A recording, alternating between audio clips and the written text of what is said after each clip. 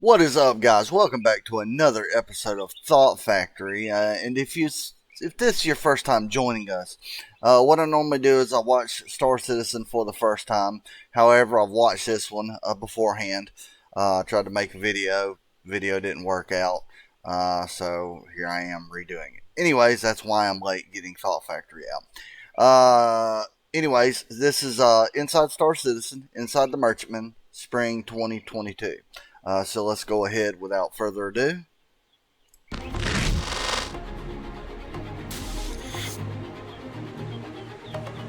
I think my favorite alien species in Star Citizen, if I had to pick one, if I had to, I love them all.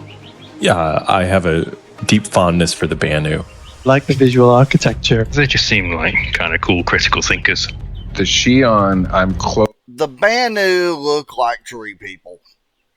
That looks like a tree elf to me. That's exactly what that looks like. Deep fondness for the Banu.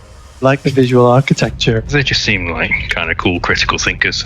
The Xi'an, I'm closest to mentally. Xi'an look like meaning Ninja I Turtles. know more about them than all of the others. Look like Ninja Turtles. They're like the chill, relaxed ones. Even though they're so friendly, they look like they can pack a punch, you know? So far, the ones that have piqued my interest is the Vandal. They're the predators of the space in our universe. And they look really kind of fierce and ferocious. Yeah, when you Vandal encounter do look them, scary. you know you're in a lot of trouble. My favorite alien race, probably the Vandal. There's no alien ship better than the Talon. Isn't the Talon Tavaran? It is Tavaran, yeah, but the Tavarans themselves I'm not keen on. That ship. Tavaran. The Talon. Tavaran look cool. It is Tavaran. Hang on. The come Talon. on, go ahead. I wanna Isn't see the it. Talon Tavaran? It is Tavaran, yeah, but the Tavarans themselves. The Tavaran look really cool. These look like a really cool race. And again, they're humanoids. And I can't count how many fingers they have, but it looks like they have human-like finger. But that's pretty cool. I don't know if that's their armor or if that's like an exoskeleton or what, but that's pretty cool. I'm not keen on that ship. But yeah, the Vandal, they just tick all the right boxes for me. They tickle the right box. Alien Week is here, and with it, our annual celebration of Xi'an, Banu, Tavaran, and even the dreaded Vandal. And if you haven't already, check out the various contests and activities happening across social on the robertsspaceindustries.com website. But for us here at ISC, we thought we'd take this week to dedicate entirely to exploring the current status of the highly anticipated Banu Merchantman. Now, warning, much of it is still in gray box or early white box phase. Still, there's a lot to explore of its mysterious interior. I love this because I have a Banu Merchantman and I'm ready to see what it's like and what it, I'm not normally keen on alien ships. I just don't like them. I like more ships that are like human. So yeah, but yeah, I'm looking forward to this. So let's go ahead. Let's find out more. I think when tackling a ship that's got... It looks beautiful. This is an amazing looking ship. It's absolutely gorgeous. I definitely like it. So is there any like reference? Are those people? I can't tell if those are people. But anyways, let's continue. got so many unknowns about it. It's a completely new art style, or it's not something that a lot of the team kind of worked on before. We kind of need to make sure that we're approaching it in the most sensible way we can. All right, so some old thunder. We are jumping in with our devs. We have got vehicle art director, Mr. Ben Curtis. Hello. Hello. And senior vehicle designer, Mark Gibson. Hello. And we are going to be showing the very real, very current progress of the Banu Merchantman. Before we get into it, let's talk a little bit about where we are in that process. Ben, we know the Banu Merchantman has been in development for a while, then it's not in development. Set this up for us. Where are we at overall in its development? The exterior is going through its grey box pass. So it's looking a little bit more advanced than the interior of the ship that we'll see in a bit. We've basically got 2 artists on it, and we kind of chop the ship up into different parts that they can work on. And we're just going through and making sure that everything that needs to fit in the ship is going to fit in the ship. And it's worth noting that this is a landmark ship for Star Citizen. This is one of the biggest ships of its kind. It's got entirely new purposes with the shops and everything inside. It's pushing an alien race into a new size and scale that we've never done with any of the other ships outside of Squadron 42. There is a lot to this ship. So with that, let's jump on in and start with the So I know this is not final concept, but I'm already seeing something that I do not like. If we look at the front of the nose, see how the front of the nose is? I'm not too keen on that. I'm really not. I'm more keen on the first part, like the first part of the nose. Let's see, the original concept, if I can get it here. So we are at 323. we have got hello. See, 23. We kind of completely new art style right here. I think. See this part of the nose? I like that better. I don't like the rounded part that they've got going on now. I'm really not a big fan of that. Really not a big fan of this. Start with the exterior. So we've got the entire front with its hidden weapons that come out from there for the pilot control. That's fine. It's dual docking collars, one on either side. It's wings with the new animation designs for them for how they're actually going to deploy. As you can see, there's a lot of detailing on the wing section, a very elaborate and almost elegant design on it, because at the end of the day, this is something they use as a trademark to show how wealthy they are and well they're doing as a trader. That's a lot of detail, even for Grey Box face. That is a lot of detail. I like the it's a new art style. We've done the Defender, obviously, but for the UK team, it's a kind of new art style, and also the Defender is vastly smaller in terms of its size. There's our normal kind of approach to how we kind of layer in the details has needed a bit of kind of alteration, and we've had to kind of think about how we're going to bring in some of those smaller scale elements to give a better sense of size and scale, because when you zoom out from this ship, you still want it to feel huge. I mean, I'll be honest. Again, I don't normally like alien ships, and there are a few features on here that I don't like. But I'm sure it's going to be beautiful once it's done. And it deserves to feel huge. It is absolutely monstrous. So I think we've had to spend a bit more time working out how we're going to add detail to it. There's still a lot to be done. There's still a lot of the finer details to be added, because that does impact in how we model the ship, how we make the ship. So it's been a fun challenge for the artist so far. I understand there was a recent change to the animations. Yep, I'll have to go get in. Oh, they were very quick. Oh, the animation is nowhere near final. So it was just to make sure we got it in. I think it's a fair disclaimer for this. Absolutely no part of what you're seeing today. Yep, it's fine. I remember seeing the Play Blast in Max, and they were a little bit felt a bit weightier and a bit sleeker than that. But there is some kind of subtle movement where panels open up and they allow for the rest of the wings to slide in. And as with everything we do, we make sure that there's not space magic going on. Things actually kind of fit and function as they should. So it gives a few more challenges, but I think the end result is a much nicer kind of silhouette when you see this thing parked. Let's move inside. Let's start with the bridge since we're already there.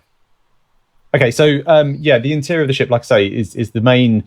You're going to see now, is mainly in kind of white box. So I like this, kind of not. Not my favorite bridge actually, but it kind of has the seat because it has the alien technology where it floats, it hovers, which really and truthfully you could say that it's kind of just a tractor beam. Instead of a tractor beam, it's a tractor beam below it that just pushes it up and down. I mean, that's pretty much all it is to me, but it the seats go up for you to get in place. But it's kind of like also like I like the Cutlass Black because it's got moving parts. It's got the whole. I like it better. again, I don't like all this alien technology where my seat's floating, and I'm not really into that. Concept mesh gave us like a really good starting point. As always with concept meshes, we had to do a fair amount of kind of optimizations and remodeling to kind of get it to the point where we can get it into engine and kind of start walking around it. The bridge is trying not to say the same thing for every area. It's massive, and the bridge is not really that massive to me. I don't know why he's saying it's massive, because it's really not that big in my opinion. I would think that I think the bridge on the Idris is much bigger. Looks much better in my opinion. You can just any area of the ship you go into, just know that in the back of my head I'm thinking it's huge. We've obviously got the kind of like the 4 control seats. Mark, do you want to talk through the different functionality stations? Yeah. So as ever, the back. I want to go back to this. So look at these seats.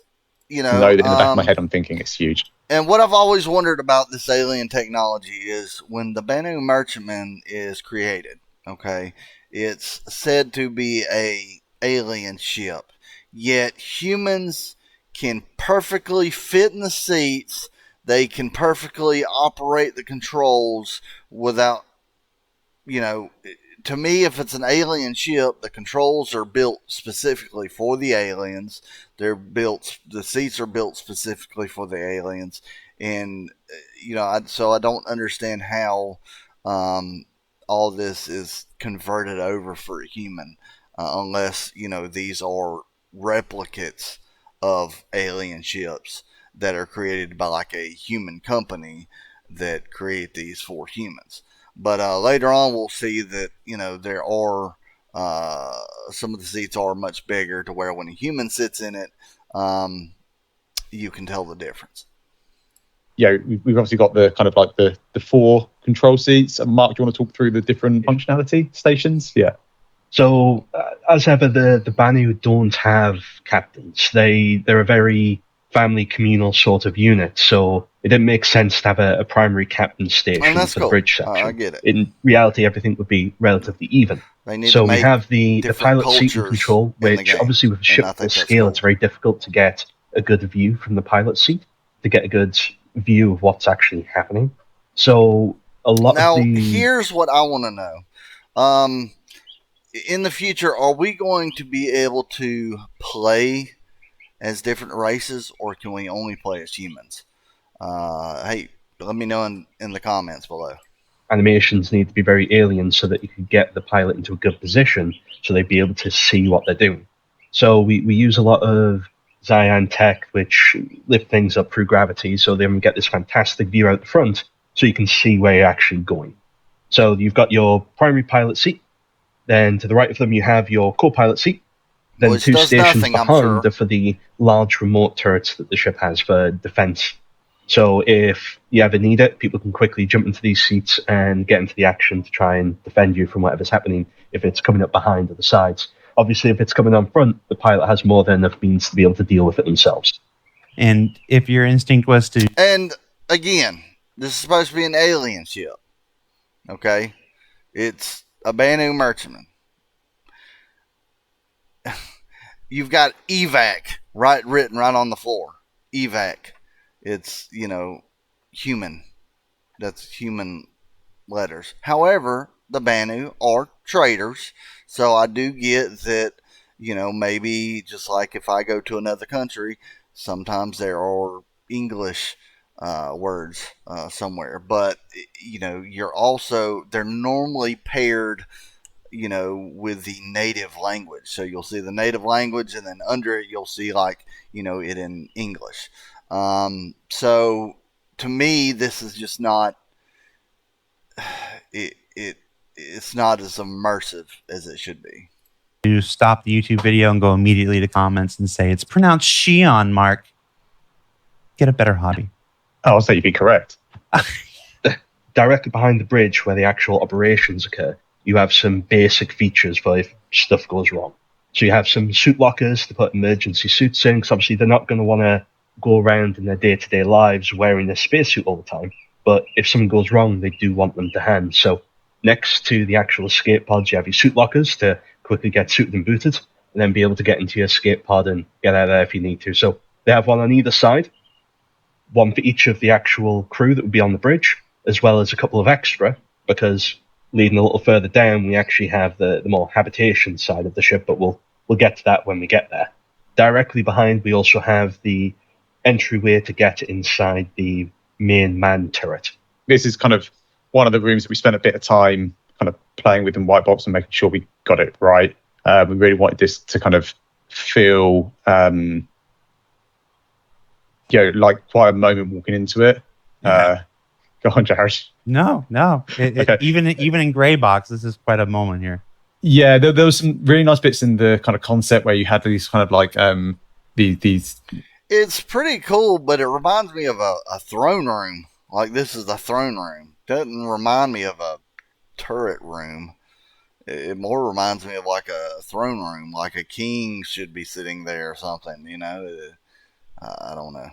Like lit walls, and we tried to kind of pull some of that into, and I think it's almost having that kind of moment of like solitude before you kind of get yoinked up into battle. So it's quite a lonely area of the ship. Everywhere else on the ship kind of feels like it's built for like Mark was saying, like the family, whereas this is kind of very purposeful. You know what you're getting into as soon as you walk in that room.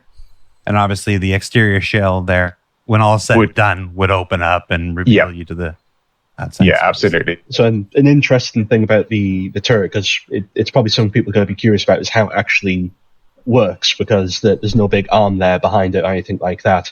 Once again, it's using alien technology that's keeping it up in place, which is what the plinth is for behind it. And there's an air shield that will be going around the top of here, so that when you actually enter... I get air shields.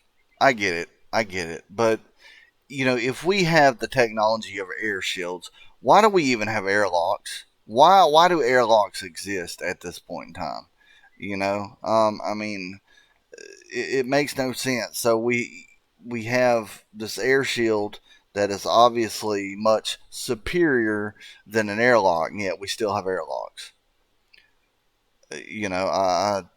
Also, we don't have to worry about decompression. Why would we ever have to worry about decompression on like a ship such as the Carrack, or the Reclaimer? You got the Reclaimer, you've got all these little airlocks. Reclaimer's a big ship. Why doesn't it have air shields? I'm not really fond of air shields. I like the whole airlocking system. To me, I just like it. I'm not too fond of air shields. I think that, if you do have air shields, maybe they should require a lot of power to keep on. Maybe there should only be so long that you could keep them on. To me, I don't know. But I guess you could also, the downfall to air shields and the plus to airlocks are, people can get through air shields. So maybe someone can board the ship coming through the air shield. I just thought about that. So, yeah. Enter the turret, you're not venting the entirety of the room. Obviously, that does mean that people could try and sneak onto your ship, but while your turret's manned, that might not be the safest thing for them to do. I love that Xi'an Fight of the Navigator tech. Moving down from the actual bridge area, we then move into the sanctuary. So the Banu are known for being very multicultural when it comes to their religious beliefs. So they have a entire area dedicated to worship, to fortune, to hoping that things are going to go well for them, or that the next trade deal is going to be a good one. So this is sort of at the end of the tree of life, which is how the entire ship's built around. And it makes sense for it to be at the end of the tree because it's where everything comes out from. So it was important to keep that feel that it runs through the root of the ship. Going off the side of the sanctuary area, we have the med bay, something that people are very curious about where it actually was. It's just off to the side, just behind the bridge, just near where the actual habitation is. You have a primary medical care bed, which will do your day-to-day actual healing, and then you have recovery beds similar to the ones we have on the Carrack. Now, rather than just being a bed decided to try something a little different. It's now these pools of healing gel that you lie in just to recover from any significant operation that you had. Cool. Yeah, I think this was again an excuse to kind of just push the ship away from what we're used to seeing. So originally we had like the 3 beds lined up in here, and it was functional. It was it still looked good. It was just like, it'd be really nice if these if you had your operation and then just sink down into that recovery pool, and I am drippings with goo. Yeah. Exactly. No, don't say Secretly tucked behind the actual medical section is where the actual medical officer would work. So it's his main station, as well as storage supplies for whatever medical supplies that you Why's it got to be he? Obviously, at the moment, it's just the back of the bed, but it's where you do refills on the bed or anything else that you need to do. Obviously, the doors across the entire ship are very alien in appearance. Of course. So though they make sense, but at the same time, like it was very important that going across this to make everything make sense to the human eye, but at the same time be so different. So you immediately recognize it as a door, but once it starts actually animating and doing something, it feels completely alien. And even doing the general design of the ship, it was important to keep that consistent, something that is easily recognizable, but also completely different to what people expect. Moving on from the shrine area, we move into the recreation and social habitation area. So you've got your food maker, along with areas to actually eat, as well as the actual social area. So people can sit around, talk, plan stuff out. And I think one of the things that we try to tackle here is obviously we have very strict metrics for our human characters, and the Banu as a race are generally a bit taller, a bit larger. So there's that kind of balance between making things work for both scales of character and making sure that we don't end up with here it is right here.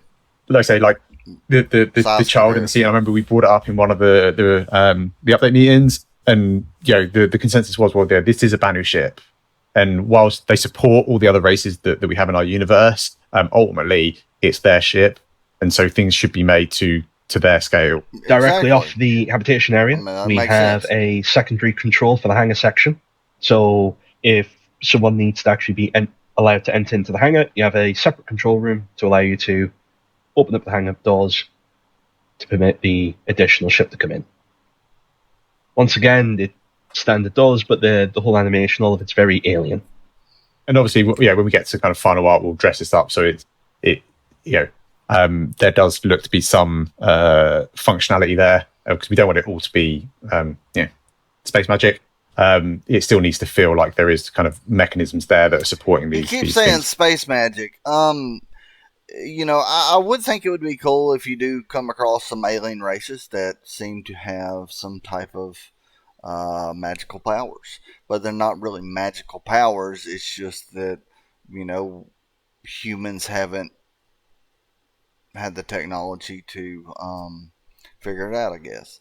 So I guess you could one could call it the Force, or like in Star Wars or whatnot. But they got to be careful, I guess, with that, because they definitely don't want to get no copyright claims or anything. But yeah, it's lifting and being able to kind of hover and float.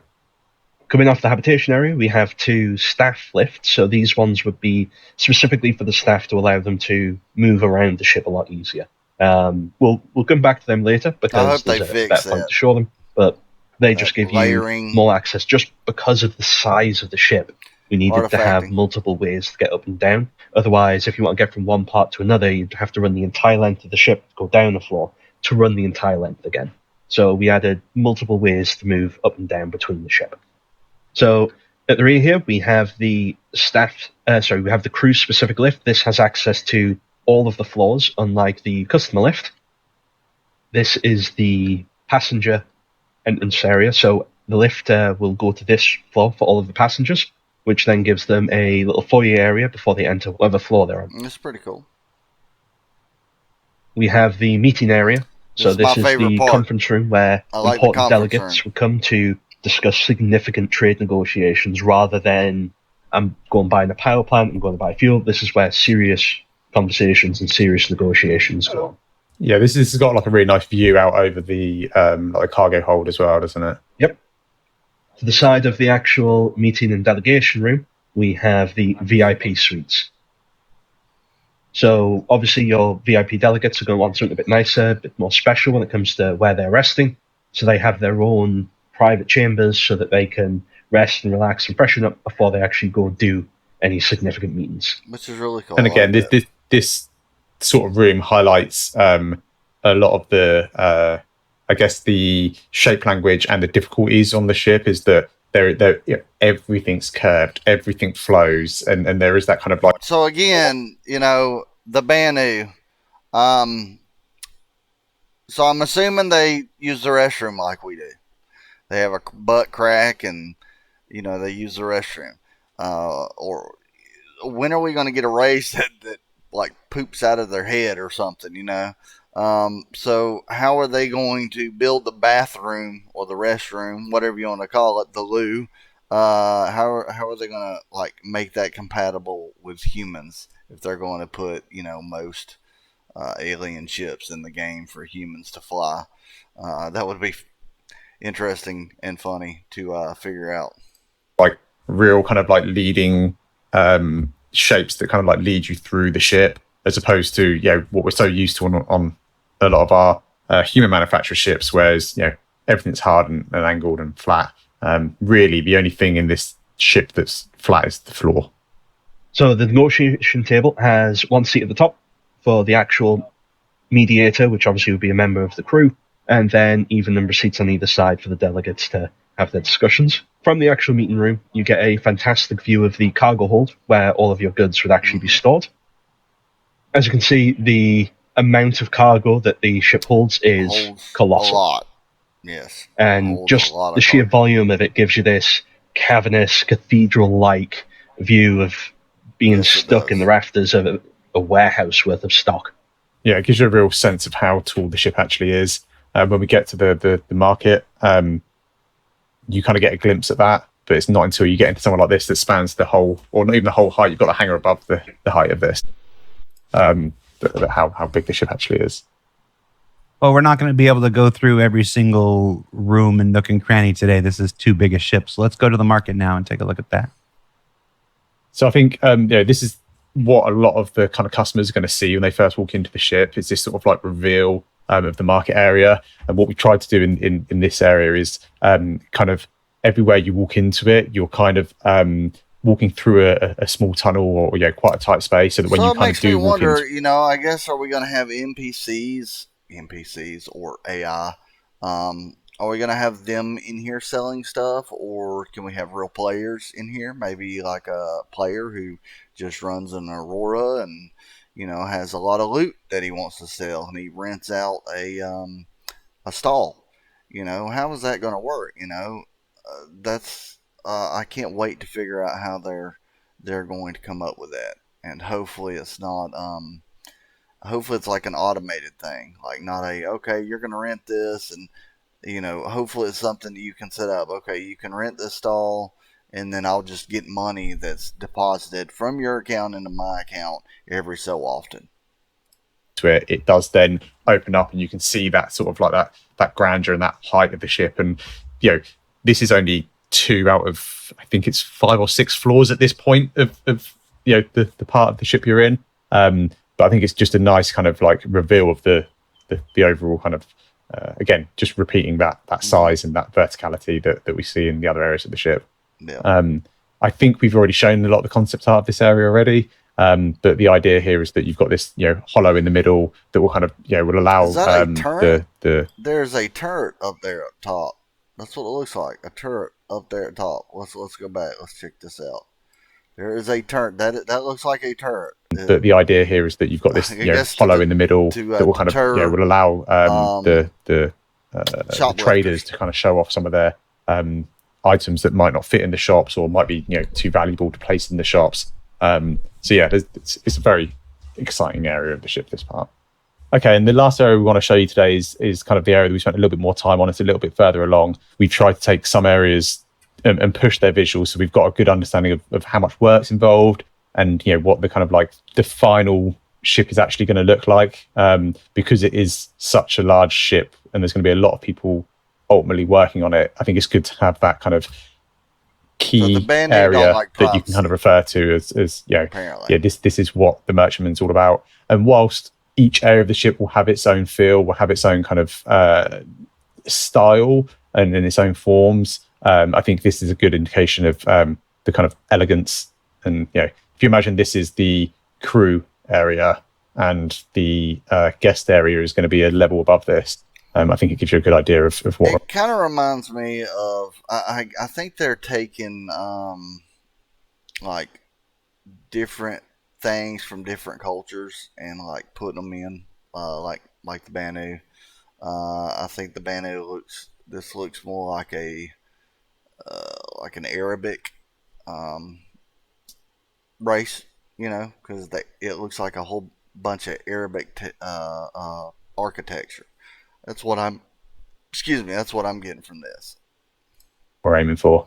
Looks like the other thing is with the Banu, they're very communal in how they actually live their lives. So it didn't make sense to have separate quarters or separate captain's quarters, because that's just not how they live. And getting the social pit for them to be able to sit around and talk and relax and socialize, it was an important thing to make sure that we got in. The space needed to feel fine and elegant, but also homely. And that's pretty much where we're up to with the Banu Merchantman at the moment. This is kind of as hot off the press as it comes. There's a lot of areas of the ship we've not shown yet.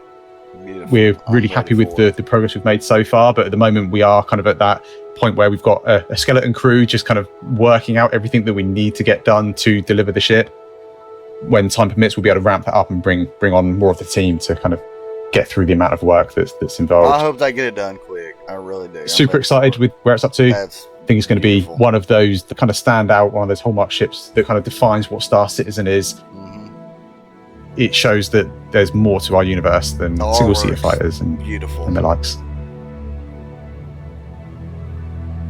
So what did we learn this week?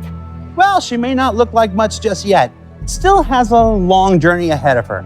But if the Banu Defender before her is any indication, and given its sheer size and scale, the Banu Merchantman seems like it's going to shape up to be a landmark ship for Star Citizen when all is said and done. And as part of Alien Week, there are also these rad new paints available for select ships that you can see here. So check those out if, looking sweet as all heck is something you're interested in. For Inside Star Citizen, I'm Jared Huckabee. We're still here on the 8th floor of the Manchester Goods Yard building, the 2nd floor of the upcoming new UK office, and this is where I'm told CR's office is going to be when he visits.